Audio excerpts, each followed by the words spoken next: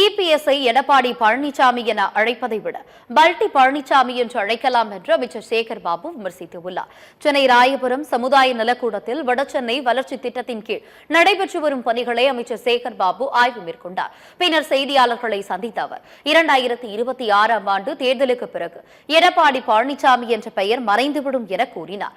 கண்ணை மூடிக்கொண்டால் உலகம் இருட்டாகிவிட்டதாக பூனை நினைப்பது போல எடப்பாடி பழனிசாமிக்கு நாட்டு நடப்பே தெரியவில்லை எனவும் சேகர் பாபு விமர்சித்தார்.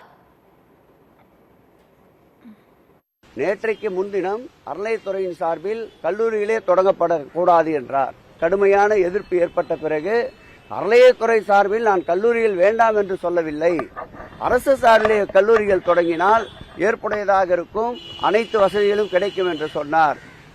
பூனை கண்ணை மூடிக்கொண்டால் பூலோகம் இருண்டு போனதாக நினைக்கும் என்பால் அதுபோல் அவருக்கு நாட்டு நடப்பே தெரியவில்லை. அவரை எடப்பாடி பழனிசாமி என்று அழைப்பதை விட பல்டி பழனிசாமி என்று அழைக்கலாம்.